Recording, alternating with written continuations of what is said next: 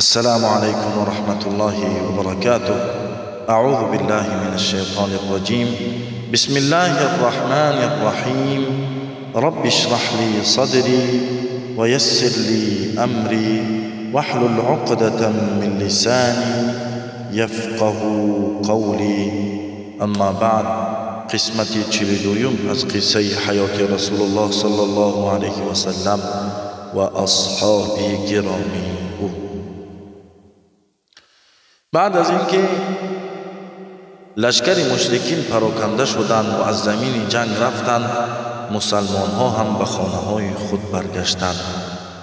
جنگ خندق بین مسلمین و قریشی ها تمام شد.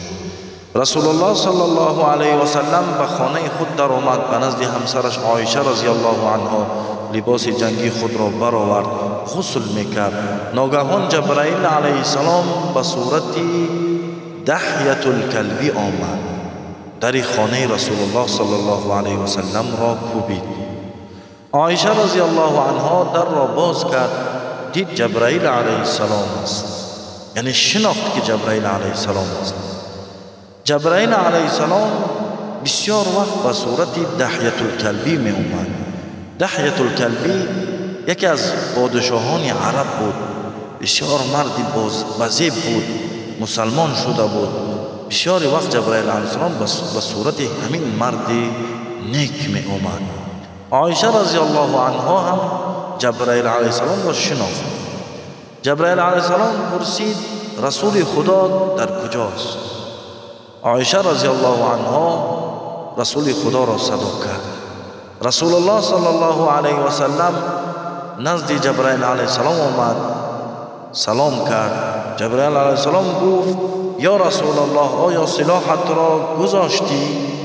یعنی جنگ تمام شد؟ رسول الله صلی الله علیه و سلم فرمود بله. جبرائیل علیه السلام گفت نه، ملائکه ها سلاح خود را نگذاشتند، جنگ تمام نشده است. رسول خدا فرمود چرا؟ جبرائیل علیه السلام گفت الله امر کرده است که با یهودی های بنی قریظه مسئله را حل کنی. یهودی های بنی قریظه خیانت کردند. رسول الله صلی الله علیه و سلم در حال لباس های جنگی خود را پوشید، برآمد، اصحاب خود را دید، پرسید آیا کسی را دیده؟ گفتند بله، دحیة الکلبی را دیدیم، به سوی یهودی های بنی قریظه می رفت. رسول الله صلی الله علیه و سلم فرمود او جبرائیل بود. کسی که به الله و به روز قیامت ایمان داشته باشد پس نماز عصر را در منطقه بنی قریظه می خواند، به معنای که تیز لباس های خود را پوشید و خود را در منطقه بنی قریظه بگیرید، در آنجا عصر را بخوانید. یعنی کاری فوری است، عجله دارد. اصحاب رسول الله صلی الله علیه و سلم دو تقسیم شدند. گروهی گفتند نماز عصر قضا می شود، وقت زیاد نیست، به منطقه بنی قریظه بریم، نماز عصر قضا می شود، در اینجا می خوانیم. گروه دیگری گفتند نه، ما به منطقه بنی قریظه می رویم، در آنجا می خوانیم. این امر رسول الله صلی الله علیه و سلم است. گروه عصر را خواندند در مدینه، گروه حرکت کردند، رفتند در منطقه بنی قریظه رسیدند. از آن نماز شام شد، عصر را خواندند، بعد شام را خواندند و هر دو گروه نزد رسول الله صلی الله علیه و سلم آمدند و نقل کردند حادثه را. رسول الله صلی الله علیه و سلم کاری هر دو گروه را اقرار کرد. یکم نماز را برای قضا نکنند، نماز را در وقتش خواندند. دویمش امر رسول الله صلی الله علیه و سلم بود، آنها همین طور فهمیدند، برای همین امر رسول الله صلی الله علیه و سلم را نگذاشتند و در منطقه بنی قریظه خواندند. هر دوی آنها را رسول الله صلی الله علیه و سلم اقرار کرد. رسول الله صلی الله علیه و سلم به نزد قلعه بنی قریظه رسید. یهودی ها را با آواز بلند صدا کرد. بزرگان یهود از بالای قلعه نمایان شدند. رسول الله صلی الله علیه و سلم در غضب بود، برای اینکه الله متعال بر آنها غضب کرده بود. رسول الله فرمود شما برادران خوب و میمون ها هستید، бар шумо ғазаби Аллоҳ нозил шудааст. яҳудиҳо гуфтанд: ай Муҳаммад, ту шахси солиҳ ҳастӣ, шахси амин ҳастӣ, мардумро мебахшӣ, раҳмдил ҳастӣ, моро бибахш, мо хато кардем. расулуллоҳ саллаллоҳу алайҳи васаллам фармуд: ба хиёнате ки шумо кардед бахшише вуҷуд надорад. таслим мешавед, ман ҳукм мекунам. яҳудиҳо розӣ нашуданд. мусалмонон дарҳол қалъаро аз ҳама атрофаш муҳосара карданд. дар даруни қалъа 700 нафар буд сарбоз, ба ғайр аз занон ва кӯдакон.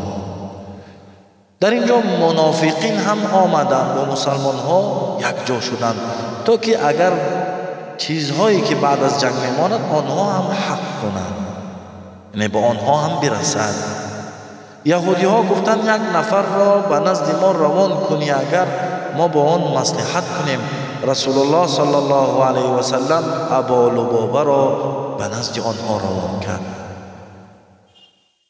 яҳудиҳо гуфтанд: ай Абу Лубоба, чӣ роҳи ҳал аст? Абу Лубоба гуфт: бояд таслим шавед. гуфтанд: агар таслим шавем, бо мо чӣ кор мекунад Муҳаммад? Абу Лубоба мегӯяд: ишора кардам, бо дастам ба гардани худ ишора кардам, яъне шуморо мекушад. фақат ишора кардам. дар ҳол фаҳмидам ки набояд яҳудиҳоро мегуфтам ва фаҳмидам ки расулуллоҳ саллаллоҳу алайҳи васалламро хиёнат кардам. дар ҳол ба тарафи масҷид рафтам, ҳамсарамро садо кардам, то ки манро дар дарахти хурмо бибандад ва гуфтам: то ки Аллоҳ ва расулаш манро набахшад, манро аз ин ҷо накушоед. ман Аллоҳ ва расулашро хиёнат кардам, набояд мегуфтам. ин сир буд. хабар ба расулуллоҳ саллаллоҳу алайҳи васаллам расид. расулуллоҳ саллаллоҳу алайҳи васаллам фармуданд: агар Абу Лубоба назди ман меомад, ман назди Аллоҳи мутаол барояш талаби мағфират мекардам, вале акнун ки он ҷо рафтааст, мунтазир мешавам то ки ояте дар мавридаш нозил шавад, яъне Аллоҳи мутаол ӯро мебахшад ё намебахшад, инро ман намедонам. 6 рӯз Абу Лубоба дар дарахт баста буд, фақат барои намоз ва қазои ҳоҷат ӯро мекушоданд ва боз ҳамон тавр баста меистод, то ин ки баъд аз 6 рӯз оёте нозил шуд дар мавриди Абу Лубоба. يا أيها الذين آمنوا لا تخونوا الله والرسول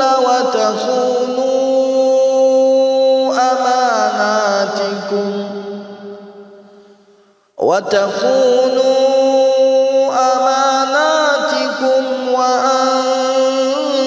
وأنتم تعلمون. ای کسانی که ایمان آوردید و سرپیچی از اوامر و نواهی به الله تعالی و پیامبر خیانت نکنید و در امانتهای خود خیانت نکنید، در حالی که میدانید این کار گناه است. و همچنان در مورد توبه ابو لبابه آیات دیگر نازل شد از سوره توبه. وآخرون اعترفوا بذنوبهم خلطوا عملا صالحا وآخر سيئا عسى الله أن يتوب عليهم إن الله غفور رحيم.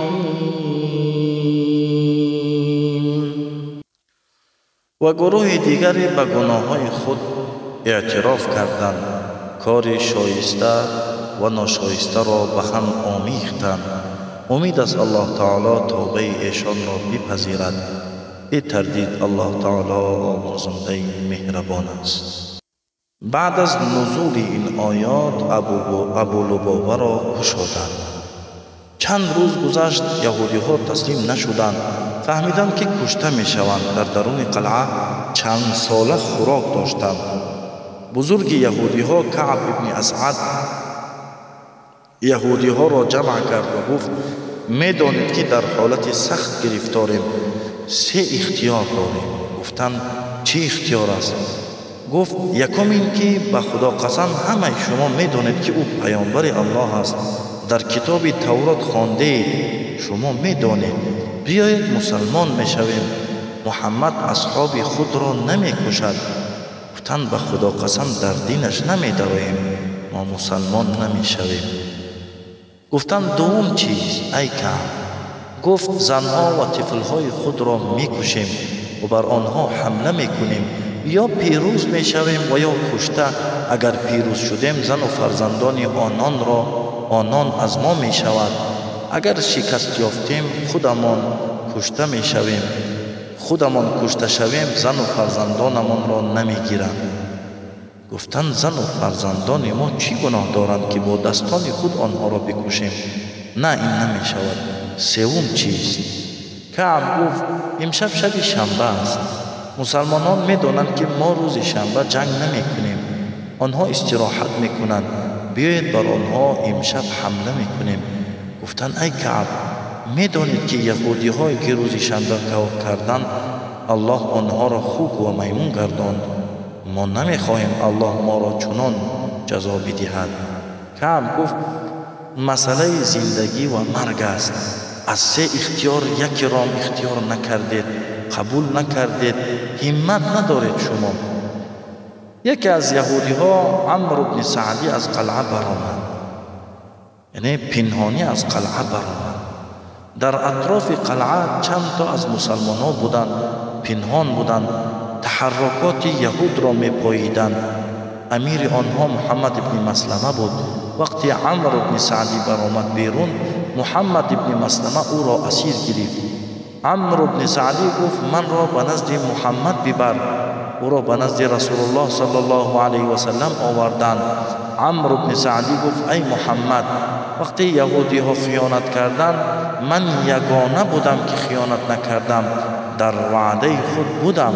رسول الله صلی الله علیه و سلم فرمود راست میگوید. یعنی بر رسول الله صلی الله علیه و سلم هر خبری را جبرائیل علیه السلام می آورد. برای همین رسول الله صلی الله علیه و سلم خبردار بود و بیگناهی او را اقرار کرد و او را جزا نداد، او را رها کردند.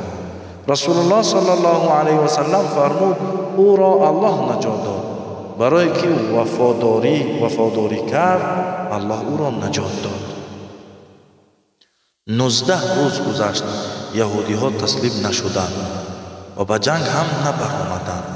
یک جماعت مسلمانان جمع شدند که از بین آنها زبیر بن العوام و علی بن ابی طالب بود. 2 مردی با قوت و شجاع و دلیر.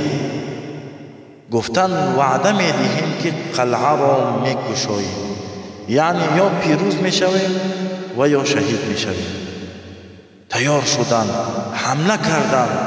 از بالای قلعه یهودی ها دیدند که گروهی از دور می آیند، صدا کردند ما تسلیم می شویم.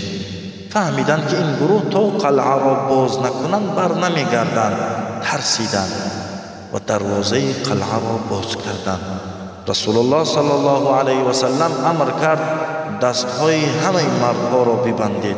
700 مرد دستهایشان بسته شده بود. قبیله اوس آمدند و گفتند یا رسول الله، یهودی های بنی قریظه با ما عهد دارند، با ما داد و گرفت دارند، با آنها معامله خوب کنید، چطوری که با بنی نظیر کردی؟ وقتی قبیله بنی نظیر اسیر بودند، عبدالله ابن سلول منافق آمد و گفت معامله خوب کن ای محمد با بنی نظیر. رسول الله صلی الله علیه و سلم آنها را آزاد کرد. اکنون فرق بزرگ بود بین بنی نظیر و بین بنی قریظه. بنی نظیر یک مسلمان را کشتند، بنی قریظه همه مسلمان ها را خیانت کردند. مدینه را میخواستند بسپارند به مشرکین قریش. расулуллоҳ саллаллоҳу алайҳи васаллам фикр кард ки чӣ кор кунад. фармуд агар яке аз шумо ҳукм кунад барои шумо қабул доред? қабилаи авсро гуфтанд бале, кист ӯ? расулуллоҳ саллаллоҳу алайҳи васаллам фармуд саъд ибни муоз. яъне мехоҳед бо онҳо муомила кунед. саъд ибни муоз бузурги шумо аст. ҳукми аллоҳ ва расулро ба ӯ медиҳем, ӯ ҳукм мекунад. ҳар чӣ ки ҳукм кард ҳукми ҳамон аст. онҳо гуфтанд мо розӣ ҳастем, саъд ибни муоз бузурги мост, розӣ ҳастем ё расулаллоҳ. яҳудиҳои бани қурайза шуниданд ки саъд ибни муоз ҳукм мекунад, хушҳол шуданд, гуфтанд мо ҳам розӣ ҳастем. саъд ибни муоз захмӣ буд ва дар масҷид илоҷ мешуд. баъд аз ҷанги хандақ ки 10,000 буданд мушрикин ва аз замини ҷанг гурехтанд, расулуллоҳ саллаллоҳу алайҳи васаллам фармуд баъд аз ин қурайшиҳо ҳеҷ вақте бар мо ҳамла намекунанд. яъне ин охирон бор аст ки онҳо бар мо ҳамла мекунанд. саъд ибни муоз ки захмӣ буд дуо карда буд ки ай парвардигоро, агар расулуллоҳ саллаллоҳу алайҳи васаллам бо қурайшиҳо ҷанг дошта бошад ва ё бо яҳудиҳои бани қурайза ҷанг дошта бошад, манро зинда нигоҳ дор. саъд ибни муоз сахт захмӣ буд, роҳ гаштан наметавонист. ӯро бардошта оварданд. дар роҳ якчанд нафаре аз қабилаи авс дар атрофи саъд ибни муоз ҷамъ шуданд, давр мезаданд, мегуфтанд бо бани қурайза муомилаи хуб кун, онҳо бо мо муомила доранд, яъне ҳукме кун ки бар онҳо сахт набошад. саъд ибни муоз гуфт фурсате расидааст ки саъд дар бораи аллоҳ аз маломат кардани маломаткунанда натарсад. яъне кадом ҳукме ки дуруст аст ҳамон ҳукмро кунам ва фикри ягон касро накунам ки аз ман хафа мешавад, меранҷад. ҳукми аллоҳ аст, ҳамонро мегӯям. мардуме ки бо саъд буданд фаҳмиданд ки дигар кори бани қурайза тамом шудааст ва хабарро расонданд ба қабилаи авс. саъд ибни муозро оварданд ба ҷое ки расулуллоҳ саллаллоҳу алайҳи васаллам нишаста буд. 700 то яҳудӣ дасту пойҳояшон баста дур онҳо буданд. вақте расулуллоҳ саллаллоҳу алайҳи васаллам саъдро дид, фармуд аз ҷойҳои худ хезед ва худи расулуллоҳ саллаллоҳу алайҳи васаллам ҳам аз ҷойи худ хест. расули худо фармуд аз ҷойҳоятон хезед барои бузургатон. ҳамаи онҳо хестанд. ҷойгоҳ ва мартабаи саъд ибни муоз инҷо маълум шуд. яҳудиҳои бани қурайза ин манзараро медиданд ки чӣ тавр расулуллоҳ саллаллоҳу алайҳи васаллам ва мусалмонон барои саъд аз ҷойҳояшон хестанд.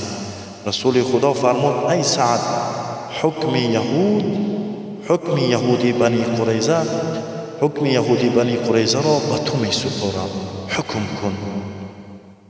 саъд ибни муоз ба тарафи қабилаи авс назар кард ва гуфт ба ҳукми ман қабилаи авс розӣ ҳаст? гуфтанд бале, розӣ ҳастем. боз ба тарафи қабилаи хазраҷ назар кард ва гуфт ба ҳукми ман қабилаи хазраҷ розӣ ҳаст? гуфтанд бале, розӣ ҳастем. ба тарафи мусалмонон ва муҳоҷирин назар кард ва гуфт ба ҳукми ман шумо розӣ ҳастед? гуфтанд бале, розӣ ҳастем. ба тарафи расулуллоҳ саллаллоҳу алайҳи васаллам назар кард ва гуфт ба ҳукми ман касе дар ин ҷо аст, розӣ аст? яъне эҳтиром кард расулуллоҳ саллаллоҳу алайҳи васалламро. нагуфт ки ту ай расулуллоҳ ба ҳукми ман розӣ ҳастӣ, балки гуфт ба ҳукми ман касе ки ин ҷо аст розӣ аст. расулуллоҳ саллаллоҳу алайҳи васаллам фармуд бале саъд, розӣ ҳастам. саъд ибни муоз гуфт мардҳои яҳудиҳо ки яъне ба балоғат расиданд ва барои ҷанг буданд, ҳамаи онҳо кушта шаванд ва зану фарзандонаш ва молҳои онҳо тақсим карда шавад. расулуллоҳ саллаллоҳу алайҳи васаллам фармуд аллоҳу акбар. ба дурустӣ ҳукмеро содир кард ки аллоҳи мутаол аз болои 7 осмон ҳукм карда буд ва амр кард чанд то ҷойи чуқурӣ кананд ва 10 то мебурданд ва онҳоро мекуштанд, дар чуқурӣ меандохтанд و گر میکردند. همین طور 10 تا میرفت بر نمیگشت، یعنی کشته میشدند. یکی از یهودی ها گفت 10 نفری میبرند، چی میکنند با آنها؟ بر نمیگردند. بزرگ آنها کعب ابن اسعد گفت از شما جاهلتر را ندیده بودم، نمیبینید 10 نفری را میبرند دیگر نمیآورند، یعنی آنها کشته، همه ما کشته میشیم. بود نوبت یکی از یهودی ها شد، برای کشتن او را بردند. زبیر ابن طابا نام داشت. یکی از مسلمان ها آمد و گفت زبیر من را آزاد کرده بود وقتی اسیر بودم، حادثه پیش از اسلام را نقل کرد، چطور او من را آزاد کرد؟ میخواهم من او را اکنون آزاد کنم. رسول الله صلی الله علیه و سلم فرمود او از توست، آزادش کن. زبیر گفت من را تنها آزاد میکنی؟ زن و فرزندان و مال من چی میشود؟ رسول الله صلی الله علیه و سلم فرمود زن و فرزند و مالش را بدهید. زبیر ابن طابا گفت با بزرگان ما چی میشود؟ کعب ابن اسعد گفتند کشته میشود. زبیر ابن طابا گفت با حیی ابن اخطب چی میشود؟ گفتند کشته میشود. زبیر ابن طابا گفت آنها کشته میشوند، من زنده میمانم، نمیخواهم. مسلمان ها گفتند تو را با خانوادت با مالت یعنی آزاد میکنیم، بیرو از اینجا.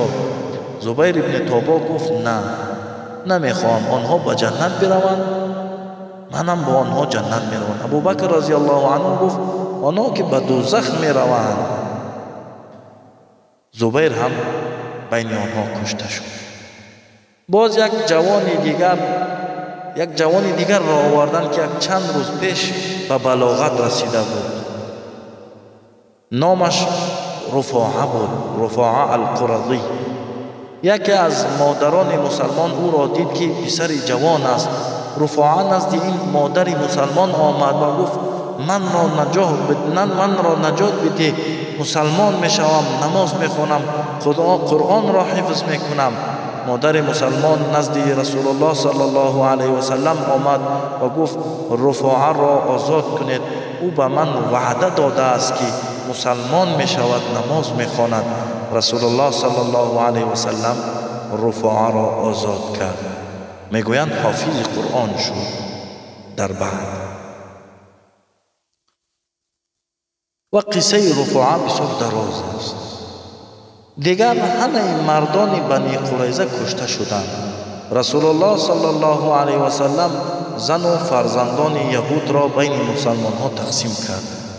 به خود رسول الله صلی الله علیه و سلم ریحانه را دادند. رسول خدا او را به اسلام دعوت کرد ولی او قبول نکرد. رسول خدا فرمود تو را آزاد میکنم، مسلمان شو، اگر بخواهی به همسری میگیرم تو را.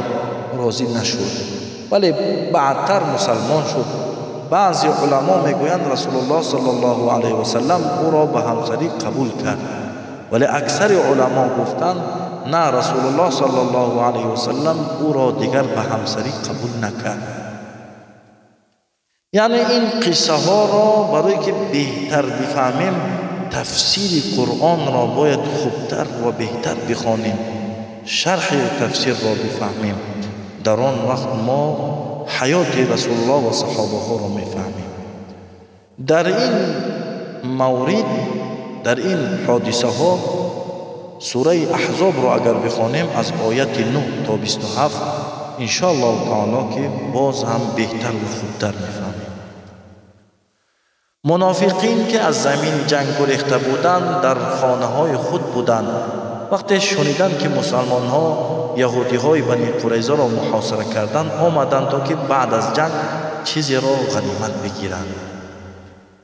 در جنگ خندق و یا احزاب 5 مسلمان شهید شد.